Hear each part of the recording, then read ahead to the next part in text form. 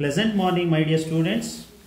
Welcome to the online class, grade 6, Social Science, lesson number 7, Rise of New Religions.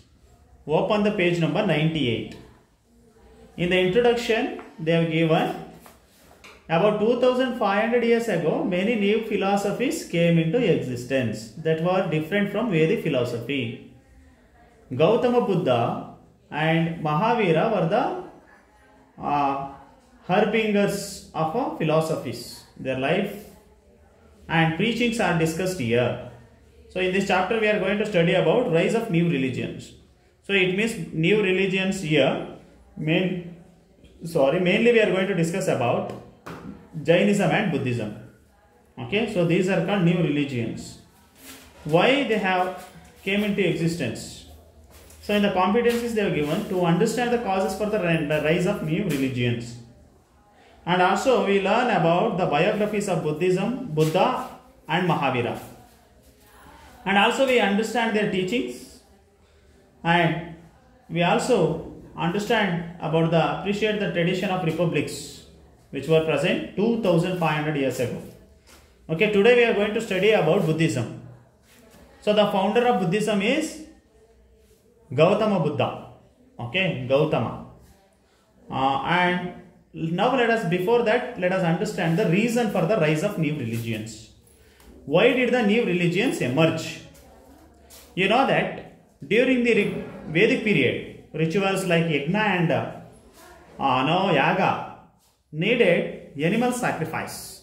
This of course affected the food production, where the people used to sacrifice the animal. And of course, apart from this, we can understand food grains like offering milk and ghee to God. Okay, Havisu, and it was really costly. So they used to burn in the fire, which resulted in the shortage of food. People also had believed that only possible, or that is only through these yajnas, the people are going to get mukti or moksha. And of course it was costly and they were beyond the means of common people. And these rituals were conducted by reciting Sanskrit slokas.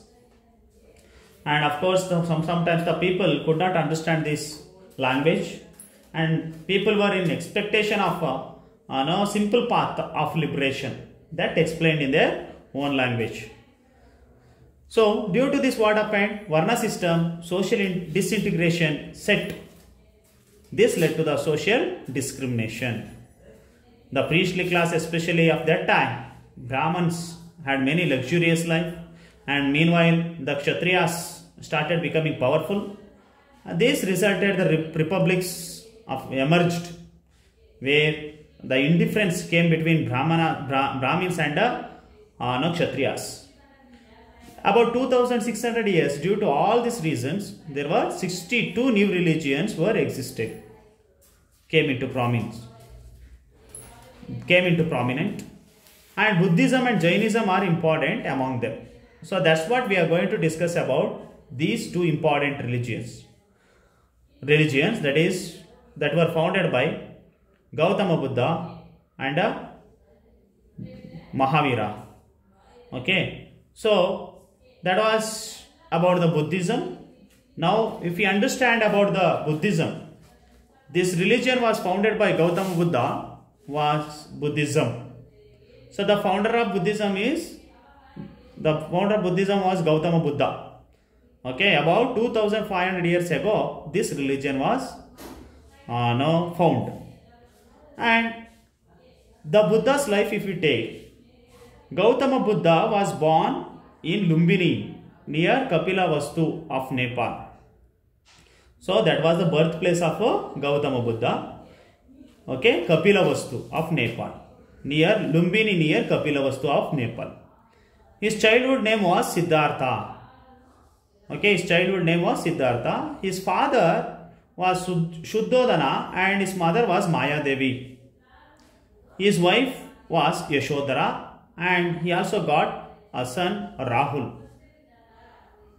So when the life situation was like that, So when Gautama Buddha Gautama Buddha when he got birth, so a sage named Asita said that Siddhartha would be the king and king of world after seeing him as an infant.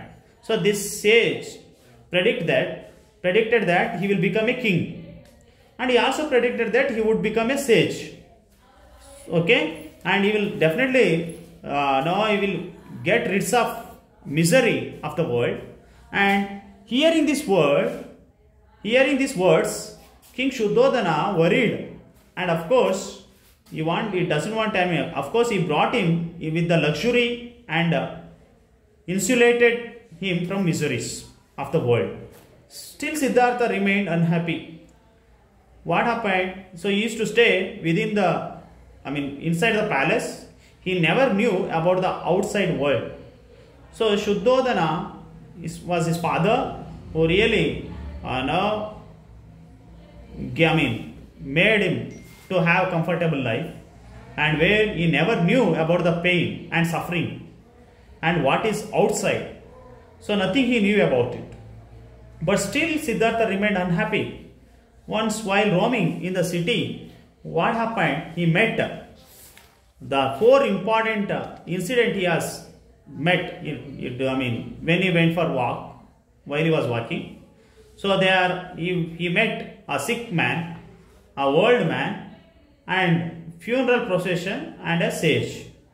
These all four scenes made him really unhappy, and really he understood why the people are suffering in this world like this, and where we people are having luxurious life in the palace.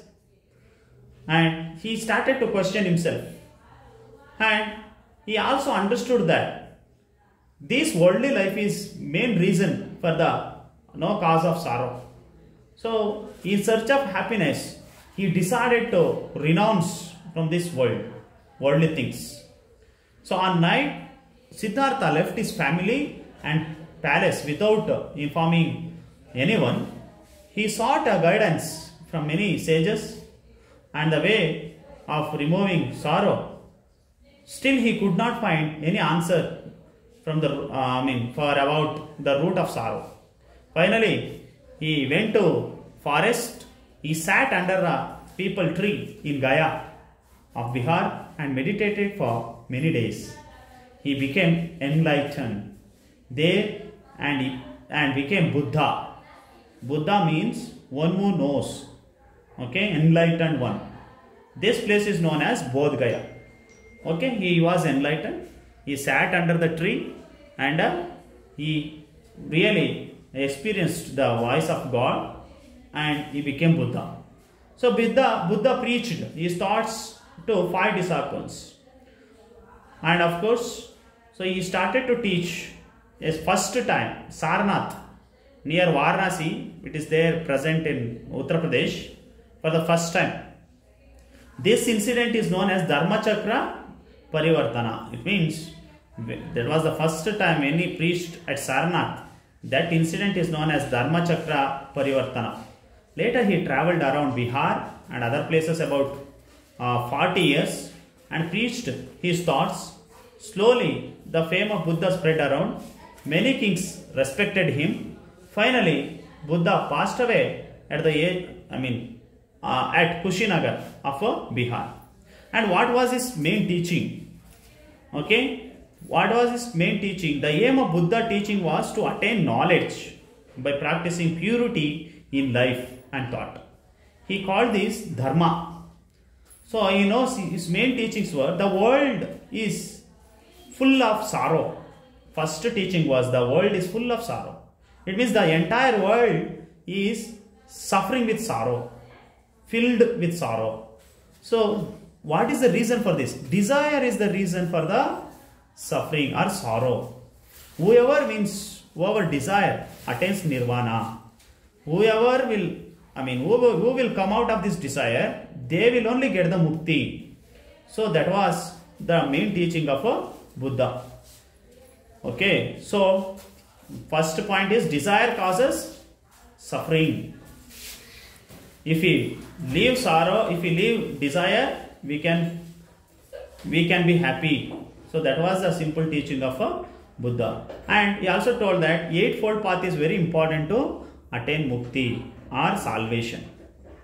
Okay, so he taught eightfold path. They are called Ashtanga Marga. They are right view, right resolve, right speech, right action, right livelihood, right effort, right mindfulness, and right concentration. This is called Ashtanga Marga.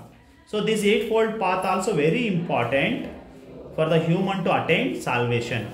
Then also 4 stages of Buddha's life. He says, how can one attain mukti? That is Mahaparityaga. It means one should be ready to sacrifice himself. Mahaparityaga.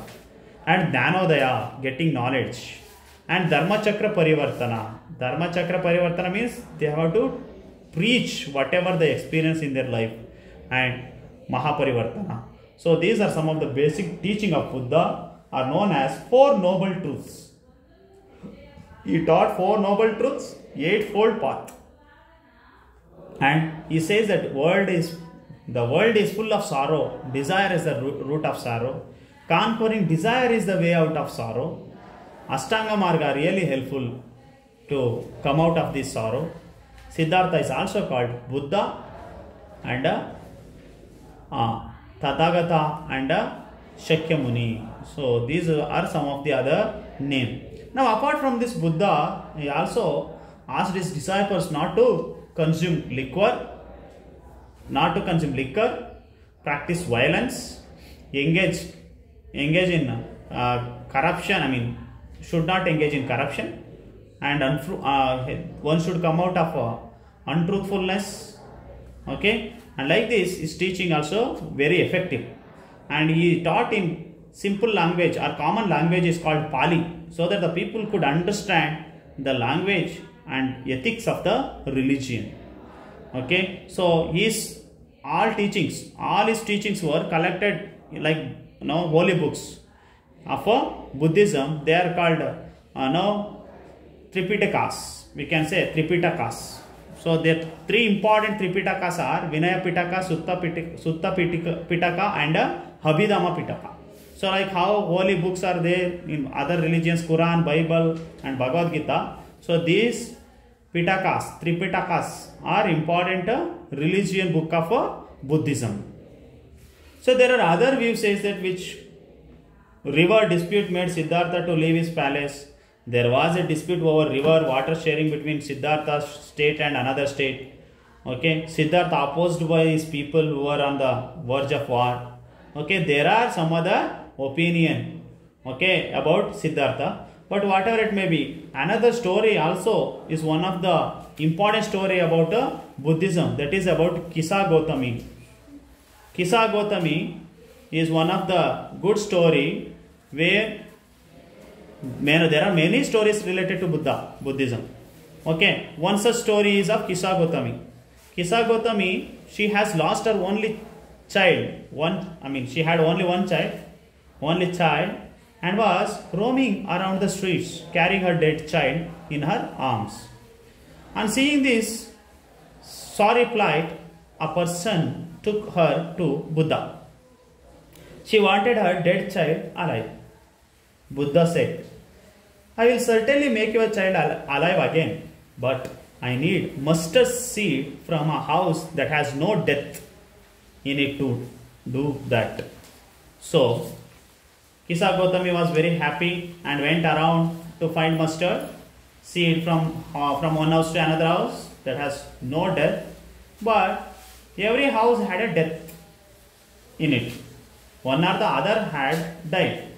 A father, mother, sister, brother, son, daughter, grandfather, grandmother, etc. had died in every family she viewed. Then what was the message Buddha was trying to give to Kisa Gotami was, the Buddha did not write any books. His disciples took notes of his teachings and preserved them. Later, these teachings were compiled in the form of Sutta Pitaka. This book is there in the Pali language. It means, what was the message the Buddha wanted to give here through this Kisa Gotami story? he told very clearly, nobody could escape from the death in this world. It means this world is not permanent for anybody. Okay, so everybody must die. Okay, whether rich or whether poor, so should or must leave this world, and they have to renounce from the worldly life one or the other day. So that was, I mean, everywhere there is a death. Okay, so death is confirmed in everybody's life. So nobody could escape from the death. So that's why I wanted to convey the message. This worldly life is not permanent. Okay, so then what we have to do? We have to, in order to attain mukti, we should be ready to sacrifice Mahaparityaga, Jnanodaya and Dharmachakra Parivartana. These are very important to attain noble truths, as well as eightfold path are very important to reach the salvation. Okay, so in the next class I am going to explain about Jainism. Okay, thank you.